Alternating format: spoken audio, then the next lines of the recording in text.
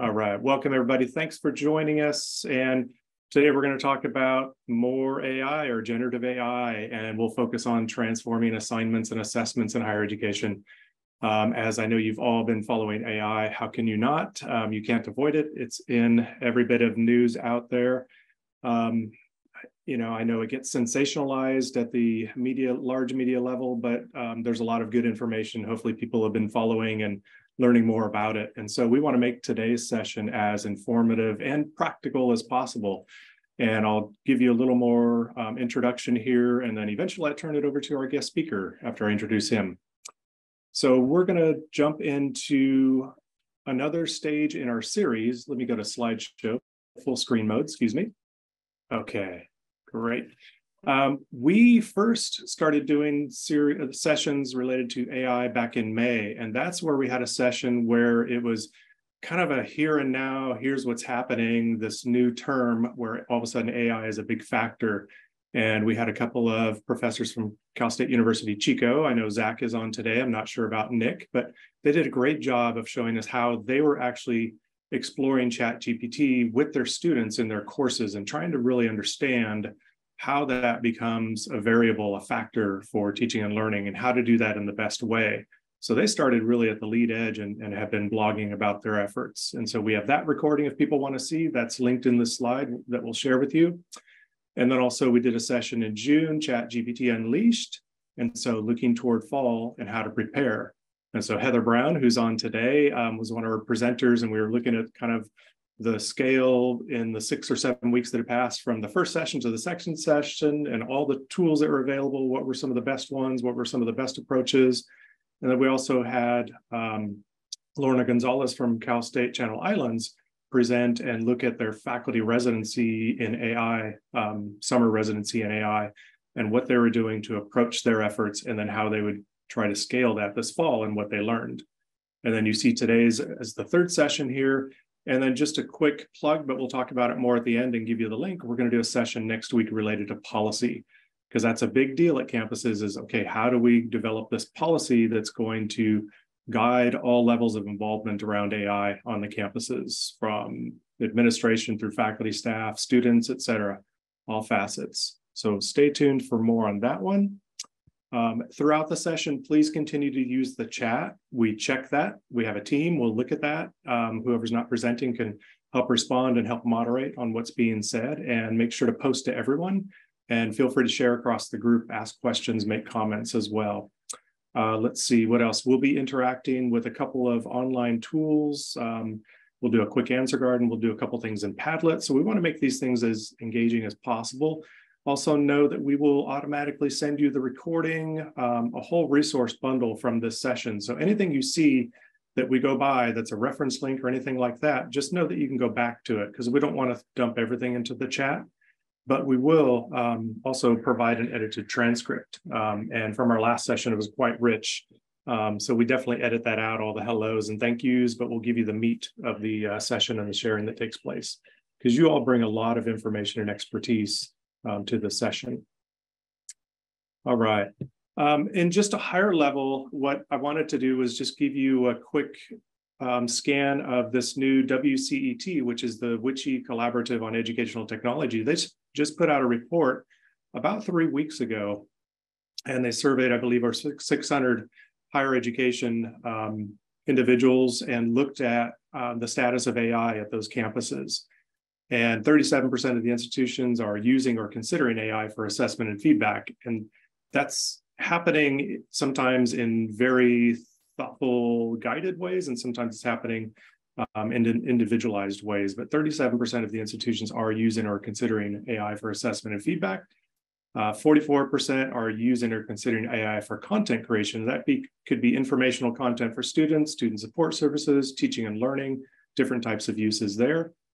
AI-powered apps can provide new options for timely, personalized assignment feedback. That was a big one. You'll see more about that from our presenter today. And if you know much about learning science, timely and effective feedback is the greatest enabler to learning across all groups. So that is huge, how that can be empowered. And then re-examining our assessment practices. I think many of us can agree that's kind of overdue in general, is how do we really improve our assessment practices and take a deeper look at that, and AI is really making that happen.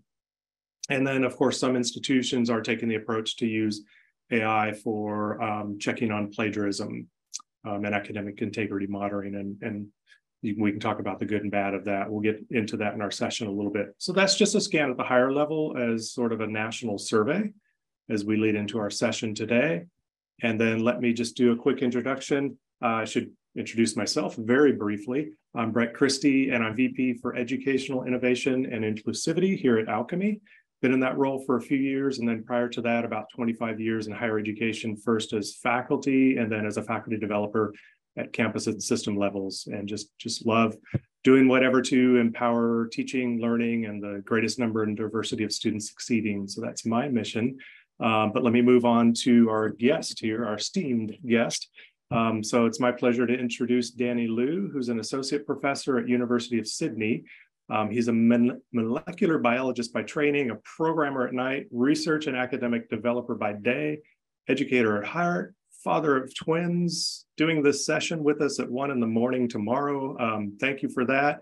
And Danny works at the confluence of educational technology, student engagement, which I love, learning analytics, pedagogical research, and professional development. So quite a holistic approach across the whole spectrum of teaching and learning. And I think that's just great. And so that's one of the reasons why we asked Danny to join us today. What I've been seeing that Dr. Liu has been contributing related to generative AI, the first thing I saw was in March, I believe it was, that prompt engineering for students, making generative AI work for you. And we have all these links available to you in the slides. I think it was in probably April or May. The next step was the prompt engineering for educators, making generative AI work for you, at least as far as the timeline I saw in discovering Danny's work. And then what to do about assessments if we can't out-design or outrun AI. And that's a really important one. I've seen also posts about, this is going to be the homework apocalypse coming up, with Jason Golia posting that. He's another person very active in this realm, and Heather Brown, who's here today. Heather Brown and Danny co-moderate the EDUCAUSE AI community, which is a rich community of sharing among faculty, developers, and instructional designers. And that's a community of over 600 people. So if you haven't checked it out, that's another great source. All right, at this point, I'm going to jump into the session here, and I'm going to turn over sharing to Danny for a bit. Perfect, thanks so much, Brett. Let me just get my screen share going. So I've popped in the link to the EDUCAUSE AI community into the Zoom chat, so feel free to join that. It's quite like Brett was saying, quite an active community. Quite nice to discuss everything there. Okay, so at this point, I'd like to dive right in. Thank you for joining me today, joining us all, and thank you for Alchemy for the invite to present this. We want to talk about assessment and AI today, and one of the things that we hear from our faculty here at the University of Sydney is some of them can be a bit unaware of the risk of AI, I guess, that presents to assessment.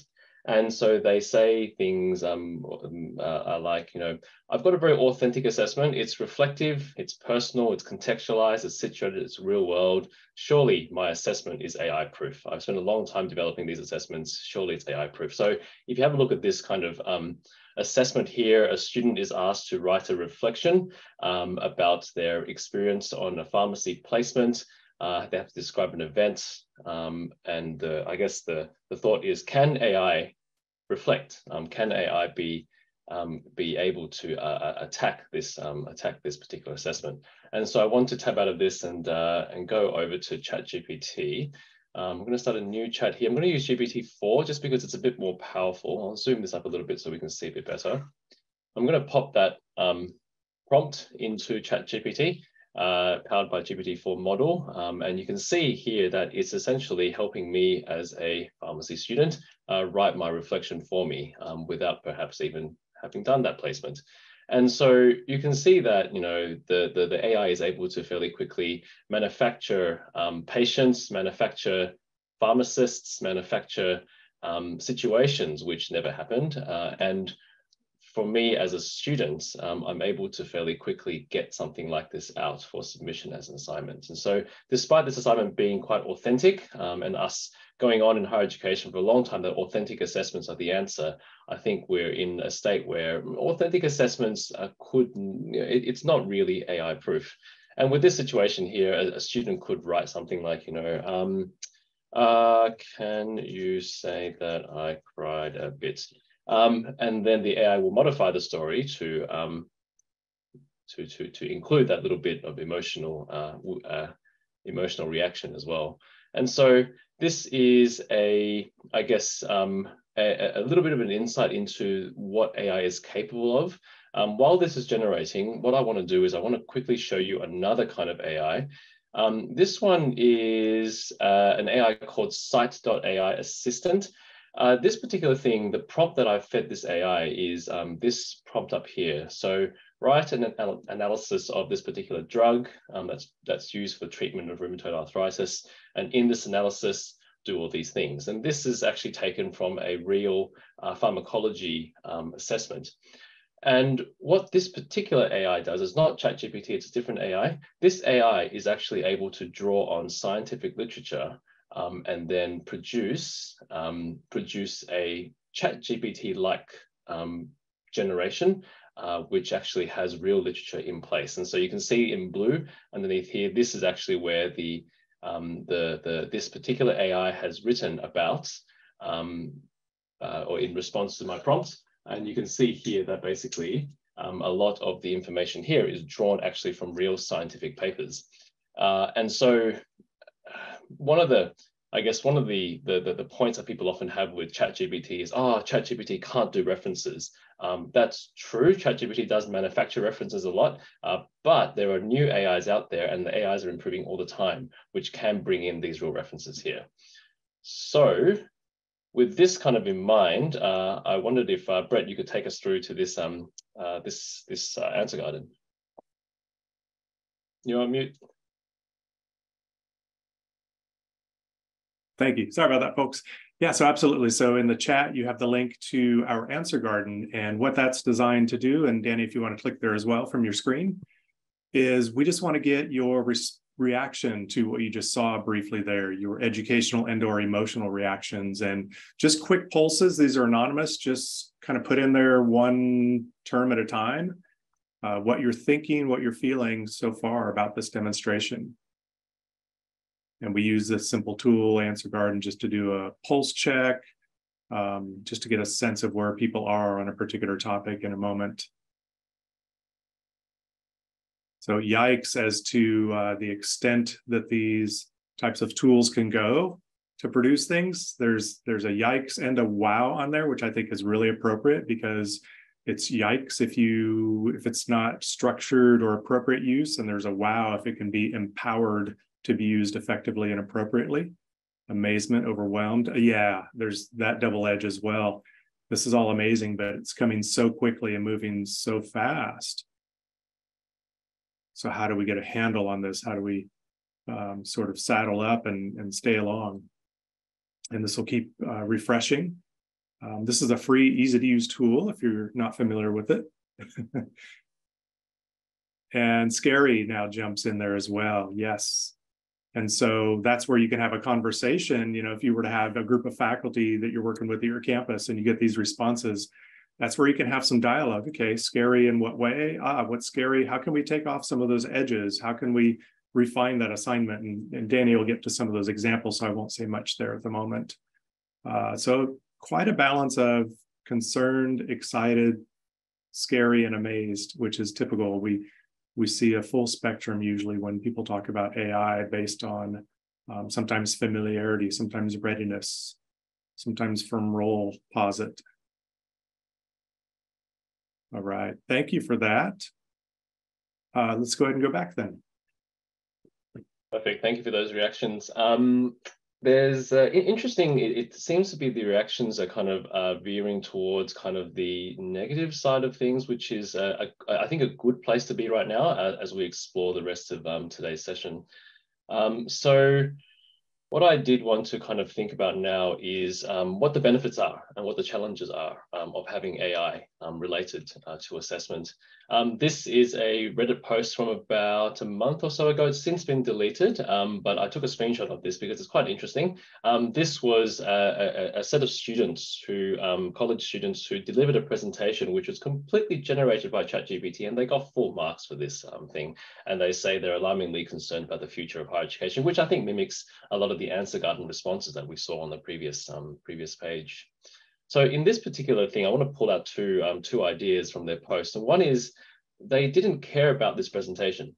It was an assessment which they didn't care about. And they were able to submit that presentation through to ChatGPT. It was able to generate ideas for slides and produce the speech that they had to say, and then they got full marks. At the end of this, they also say, you know, for everyone in higher education, I genuinely wish you the best of luck. And so it's an interesting challenge for us in higher ed. So when we think about assessment and technology and AI, I want to kind of take a step back and think about just technology in general and also humans in general. So we have this quadrant diagram here where you have I guess the spectrum of human contribution versus the spectrum of technology contribution. On the bottom right, for example, we have maybe robotic vacuum cleaners. Robotic vacuum cleaners, you don't do much. You press the button and it goes. There's a very high technology contribution here. A colleague of mine, you know, bought a robotic vacuum cleaner and a puppy in the same week. The puppy did an accident. The robotic vacuum cleaner spread the accident all over the living room.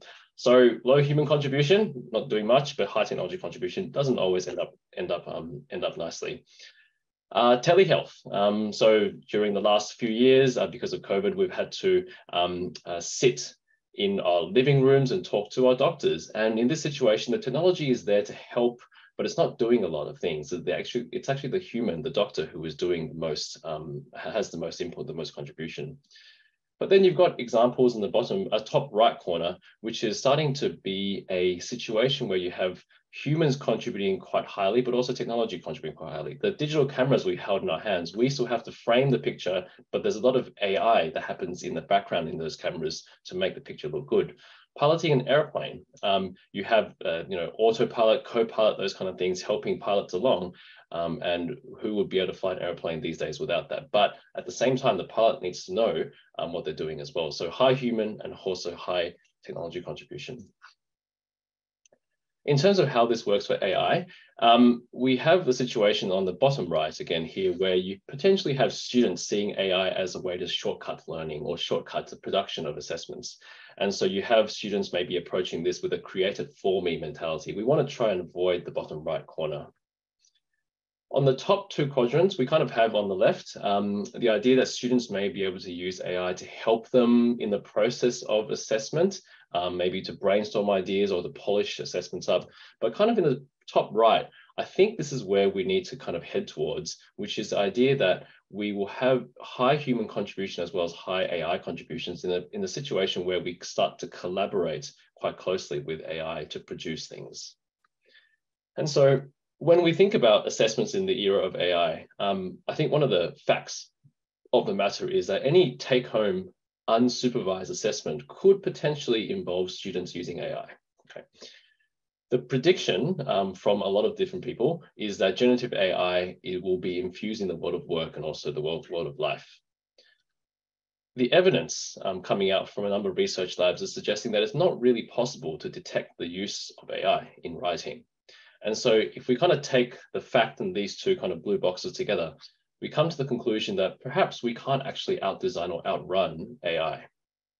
And then maybe the next step in this is the second conclusion that, well, if any take-home assessment could involve AI use, maybe any take-home assessment should involve AI use. One of the educational leaders at the University of Sydney recently said in the meeting that perhaps we are at a stage in education and in technology where an authentic assessment actually is the use of AI, because AI will be infusing everything that we do and our students do, and also it's not possible to detect it. And so maybe authenticity now includes the idea that AI will be a part of that assessment generation process. So then the question is, how do we actually start to design assessments effectively in this kind of context of AI being here? I think at this point, we need to take a step back and think about what are the fundamentals of what makes assessment great. And I want to hit on two things here. One is authentic assessment and one is feedback. Authentic assessment, I quite like this particular paper from Villarreal in 2018. And they talk about authentic assessment in terms of three things: realism, challenge, and also evaluative judgment. And they say that these three things are part and parcel of authentic assessment. And authentic assessment is important because it helps to motivate students. It helps to give them autonomy, helps to develop self-regulation and these kinds of things. Noting that authentic assessment isn't a way to cheat-proof or AI-proof assessments, but rather authentic assessment is a way to motivate students to want to do assessments. Okay. And feedback, another important part of it, is that, I guess, the idea that feedback is a process through which learners actually improve, okay? So not the idea that feedback is just information we give to students, but feedback is a process which the learners have to engage in themselves in order to actually enhance how they do things. And so if we kind of go back to these first principles, think about how authentic assessment works and also how feedback works in the age of AI, and how this can actually impact upon our assessment design. Okay. So Brett. Great. Okay, what we're going to do now is gather some of your reactions and knowledge. We'll go to this Padlet, so link in the chat there for you. And then at the Padlet, just focus on column 1. What's an authentic assessment in your disciplinary context? We'll get an idea of what folks are already doing related to authentic assessment, or what are some examples that come to mind. And if your role is not instruction, then think of some ideas for authentic assessment. What do you think it might be? I see oral exams in the chat. Great. A lot of discussion about leaning back into more of oral exams related to AI. There can be some reasons for that, but then there can be some thinking of why versus this other option. So yeah, going back to the outcomes. Okay. So for medical education, I saw simulations, and some of these will go by quickly here. Observing students in practicum experiences, great.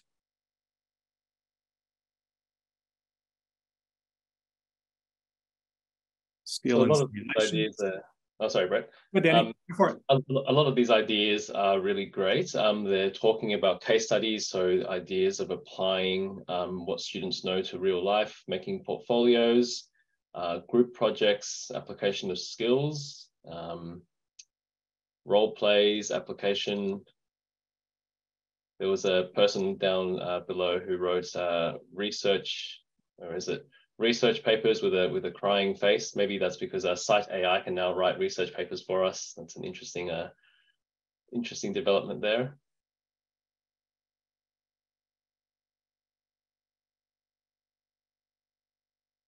Okay, so thank you for those. Brett, do you have any other thoughts about the these before we move on? Yeah, I was while you were doing that, Danny, I was also trying to keep track of the chat, a lot of related things. We'll get to the lane 1, lane 2 stuff after we've talked about that in just a moment. And then I saw, can AI create a response to a case study? Of course. Yeah, absolutely. AI can be responsive to so many different types of submissions and uploading documents and all of that. So that opens up a whole other area that we'll see if we get to. See what Danny has planned here. Perfect. Thank you for your contributions to the ideas of what makes authentic assessment. I think what we've been seeing in authentic assessment in the Padlet responses has been everything that we've got on the screen here. Essentially, it's applying what students know to that realistic context and something which is actually challenging to students, be it a case study, be it a clinical scenario, be it something else. Okay, so lovely examples of authentic assessment there. Thank you for those. So I guess if we take a step back from assessment, we need to kind of think about, in this age of AI, are we actually teaching our students and assessing them on what they actually need to know and do. These are actually some of the learning outcomes from one of my subjects from a very long time ago when I taught first-year biology.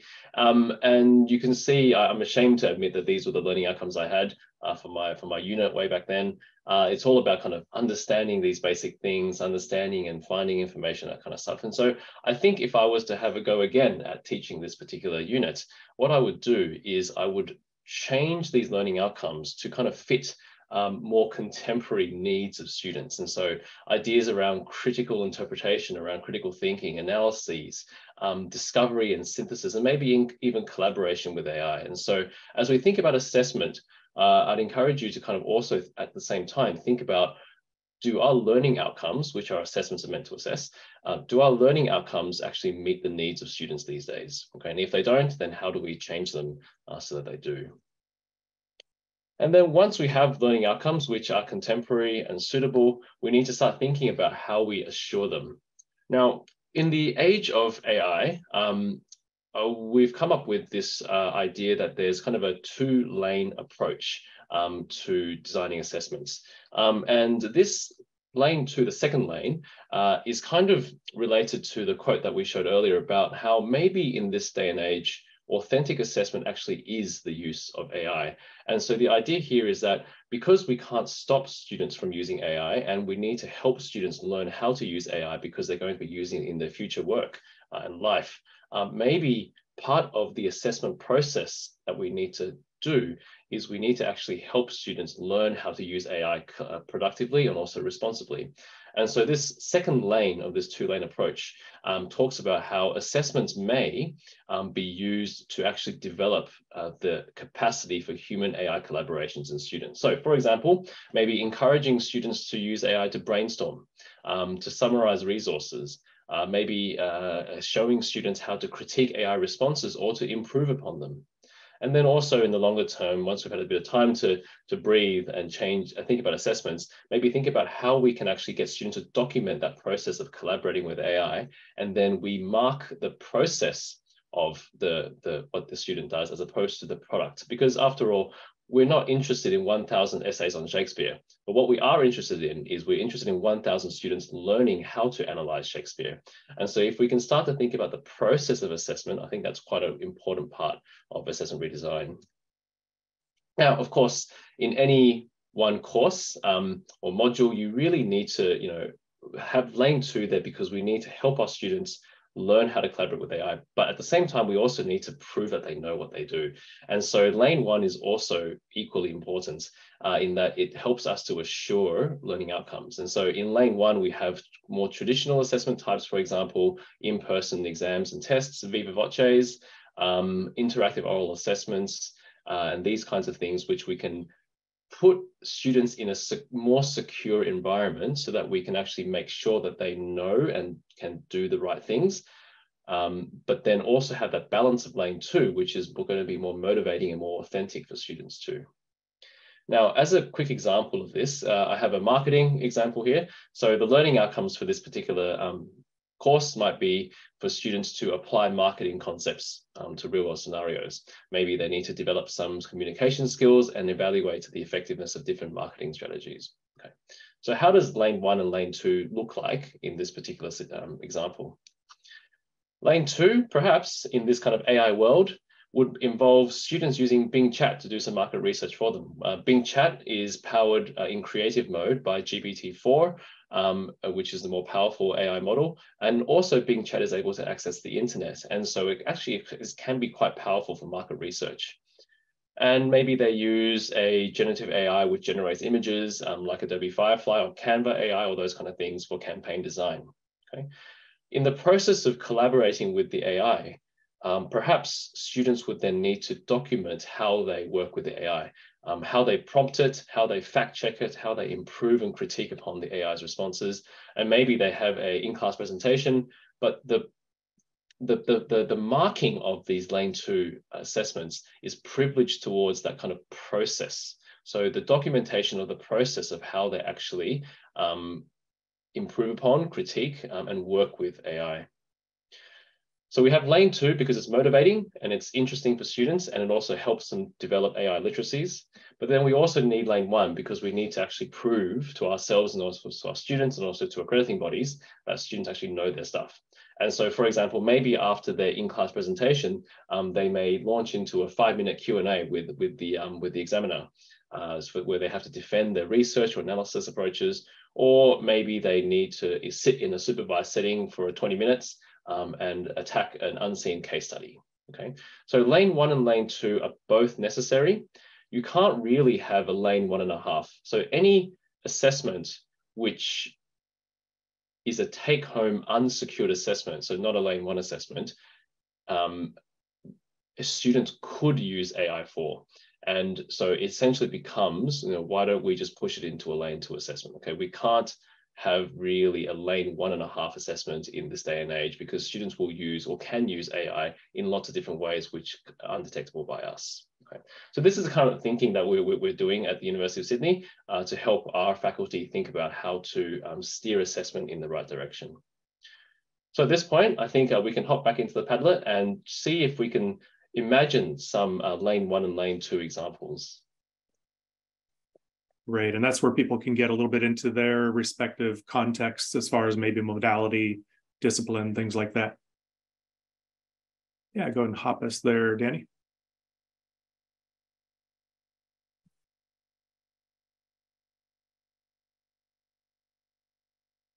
Yeah, verbal, oral, in class.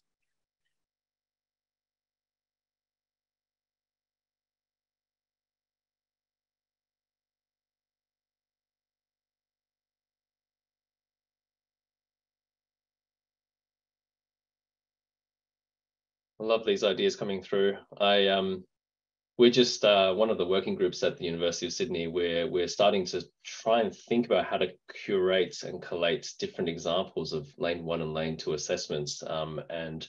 This will be a fantastic resource actually for our educators. So really pleased that you're able to offer these ideas and hopefully a valuable resource for you and your faculty as well. In the middle lane, we have lane 1. Love these ideas of, things that students can do in class, which are not just tests and sit down exams. You've got in-class discussions, presentation and creation of artifacts, case-based learning that happens in class, writing that happens in class as well, debates, all these kinds of things. Fantastic ideas of things which are a bit more secured, so that you have a bit more assurance that you're able to measure students' learning outcomes.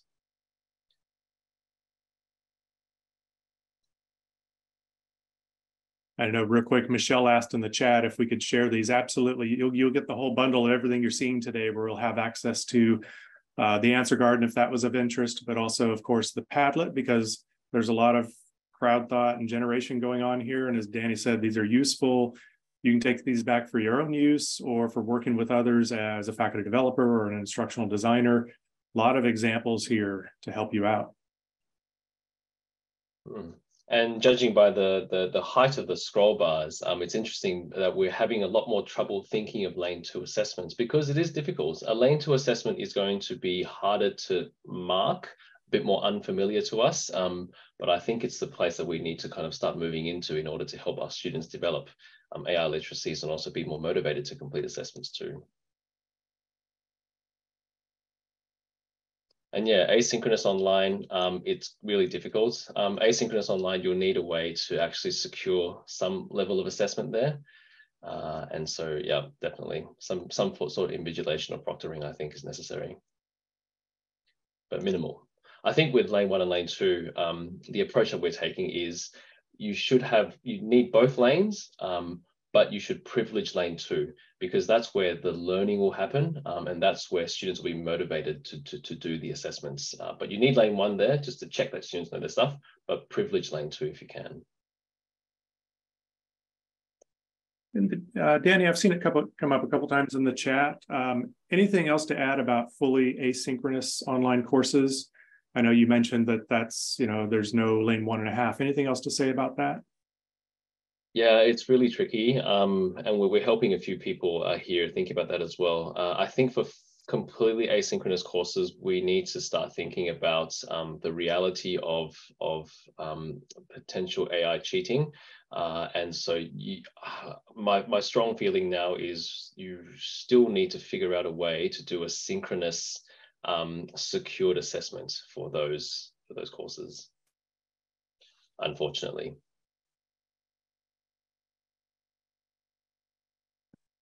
Especially as AI keeps improving, I think that's going to be a reality that we're going to have to face, unfortunately.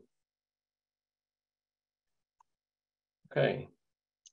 Brett, all good to move on? Please. Okay, sounds good. Okay, so we've talked a little bit about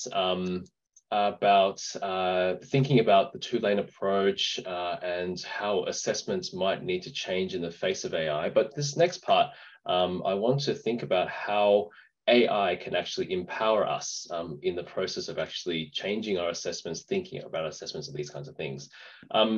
The Alchemy folk will send around the slide deck afterwards, and so you'll have these 5 examples of these prompts, and I'll show you just 2 of these examples now, or maybe 3 examples. And each of these prompts, the point is they help you as an instructor, as an instructional designer, use AI productively to help you in the process of redesigning, redoing assessments. Okay, so I want to show you maybe this one here, rubric drafting assistant.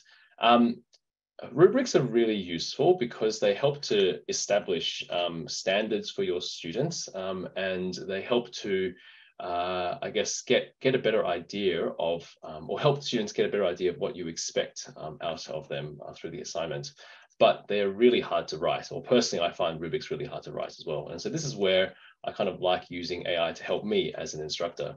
So what I would do is I come over here and I'd send AI this this prompt, and the prompt basically says, act as an expert. Okay. I need to write a rubric for this 2nd year assessment. These are the standards which I need you to use. And what I want you to do, AI, is ask me questions to help me write this rubric. So I'm going to send this off to AI. And then what it's going to do is it's going to ask me questions like I've asked it to do. And I'm going to respond. So could you please identify key learning? Okay. The ability to critique technology implementation and use scholarly sources. Okay, and it's going to say, thank you. Ask me a second question. What are specific things? Okay, those all sound great. Okay, here we go. Not so fussed about quantity, but they should be high quality sources from reputable journals.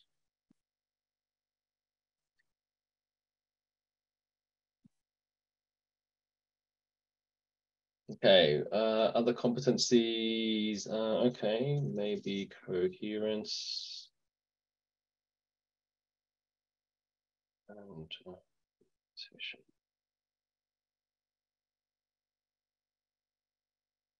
Oh, okay, that's a tricky one. Can you suggest some? So here the AI is kind of acting as an assistant for me, like I would if I had a TA or someone helping me create this. And I'm able to interact with it in this particular way to help me kind of get to my rubric. Failing to, oh, okay, those all sound great. Why not?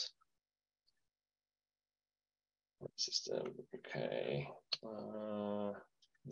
Just stick with the grades.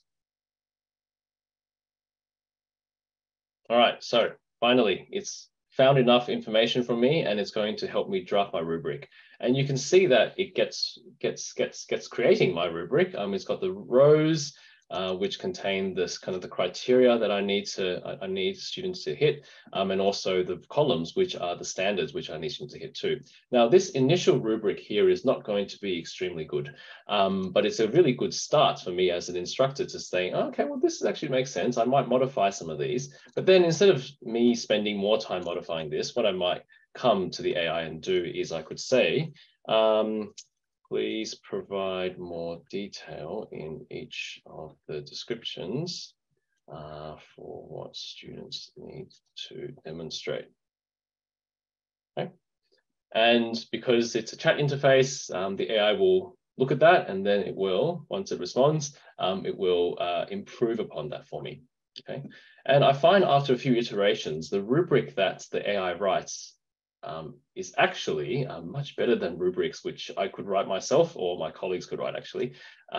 So you can see here, for example, that in terms of this first criterion, it's got ideas around diversity and effectiveness of the pedagogy, complexities, and all the way down to credits and pass, where it's got ideas of, having a bit less depth and detail and those kind of things. And so as an instructor, I'd be pretty happy with this as a rubric to help me actually help my students understand what I'd expect from this particular assessment.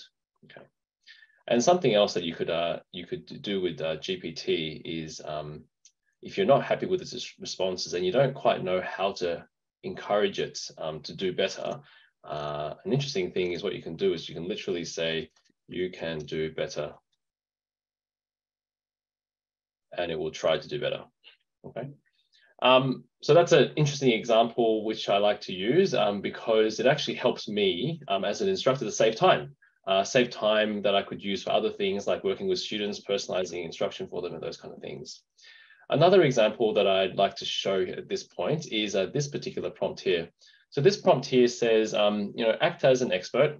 I'm going to give you a summary of notes which I've taken when I'm marking a student's assessment. And I want you to pretty up my notes so that the feedback that I give to students is encouraging and forward-looking, okay? And I want you, as the AI, to base this feedback on the assignment brief, which I'll provide to you, as well as the marking rubric, which I'll also provide to you, okay? So I'm going to pop into ChatGPT again, and I'm going to pop this this prompt in. It's a very long prompt, and I'll kind of scroll through the prompt to kind of show you what's happening here. So act as an expert. This is what I'm going to do.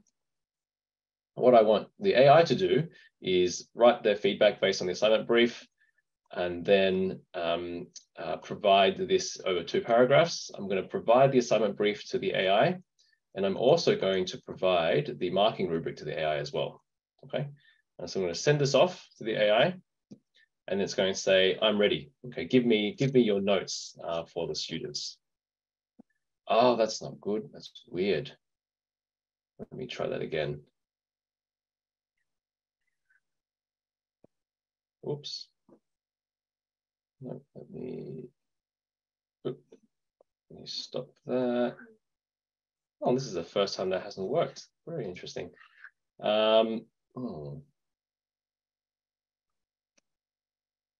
me use a different AI engine for this. Hang on a sec. Okay, start chat. Let's go down here.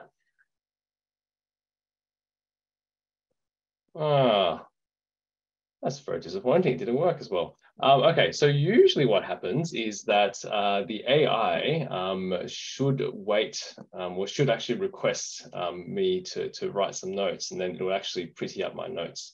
What I might try to do here, I say, can you tidy up this feedback? And then I might say, better connection needed for application, more scholarly sources, please. And then I might write to the student, what else should I write to the students? I should write something about, okay, stronger rationale needed. Okay, so when I'm marking the assignment, what I might do is I might make these notes to myself, and then I might have to spend 5 minutes kind of tidying them up to send before I send them to a student. But what I can do with the AI and this particular prompt is that I can send the AI my brief markers notes, and then the AI will pretty it up for me like you see on the screen here. Okay, so thank you for your work. We're keen to see a strong connection.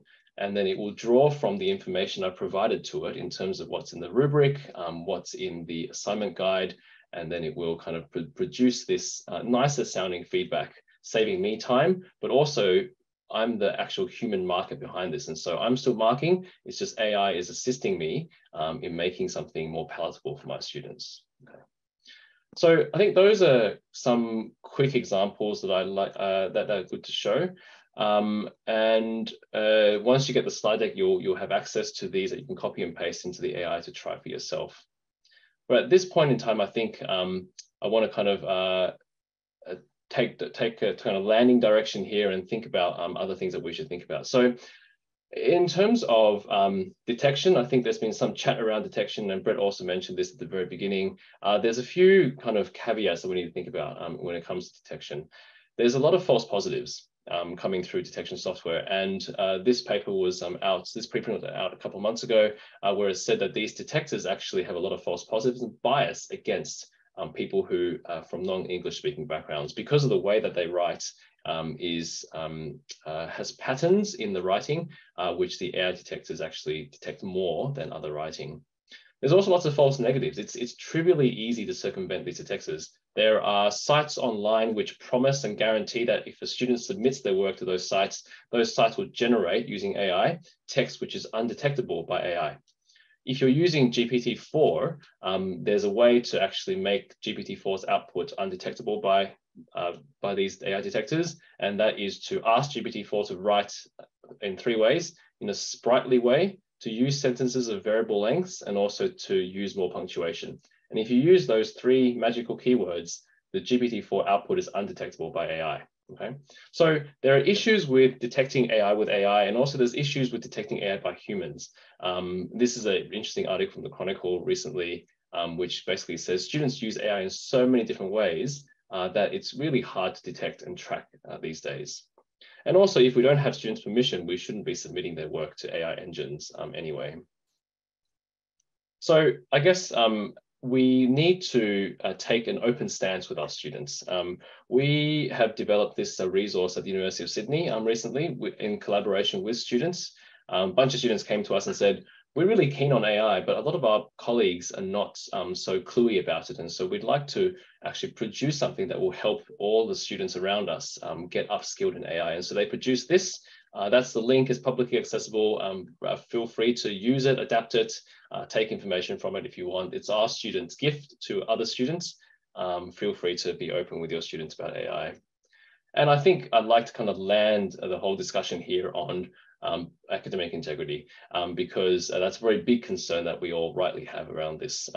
This article by Laurie Phipps from the JISC National Centre for AI in the UK, he talks about these ideas of motive, opportunity, and means when it comes to academic integrity.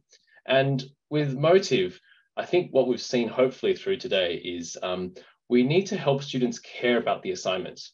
And this comes through making authentic assessments, not so that they're cheat-proof, but because they're motivating. Okay, we need to think about opportunity, and so are we supporting students so that they don't see that they need to take the opportunity to cheat? Okay, are they appropriately challenged, not too much challenged, but appropriately challenged, and are they supported through processes of feedback which actually help them to learn?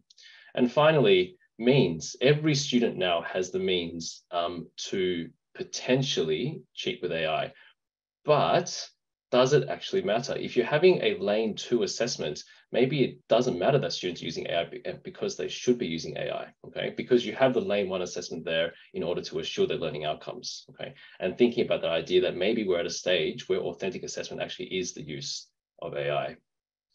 So I think that's all I had, Brett.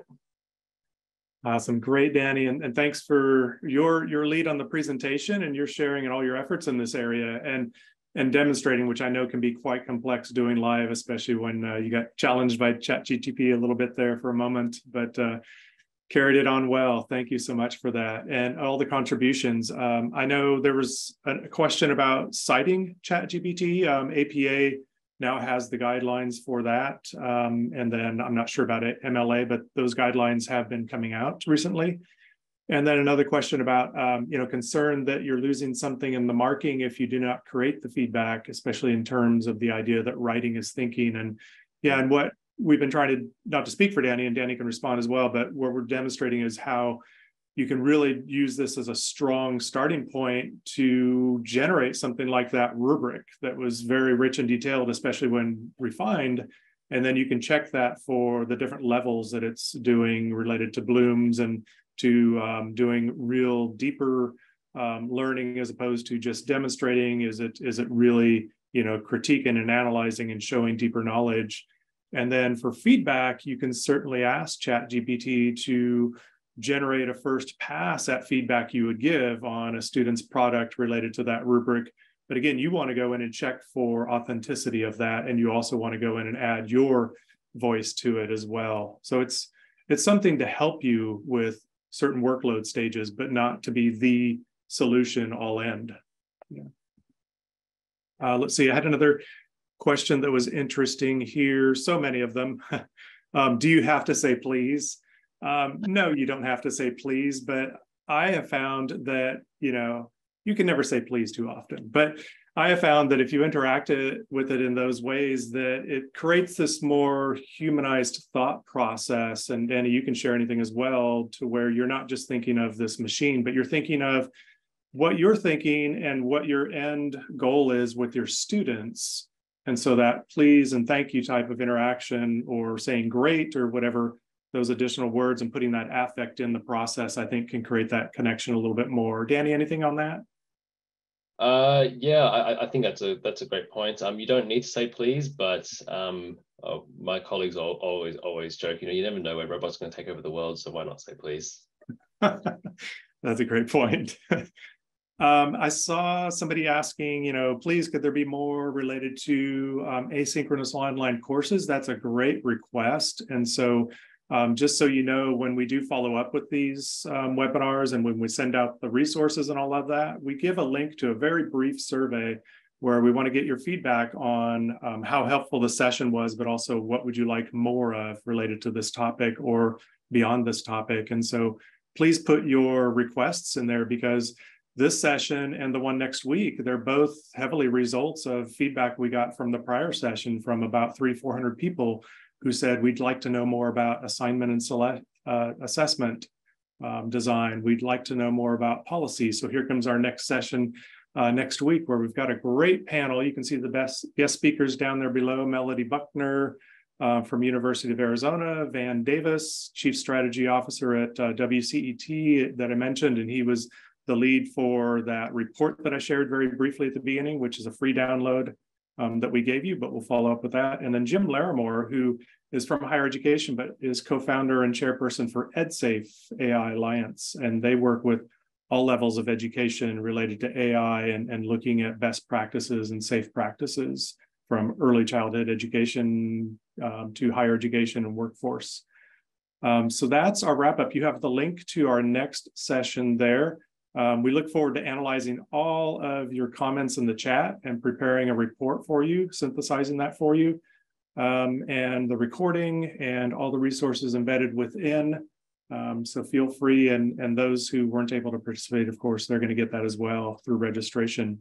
Thank you, Danny, so much for sharing your expertise and all the time that you have devoted to this, and just trying to be a voice in all of this that's so complex and quick moving, that provided some great examples and guidance. And thank you, everybody, for attending and all that you're doing and all that you've shared across the group. Enjoy your day, and hopefully we'll see you at next week's or a future session.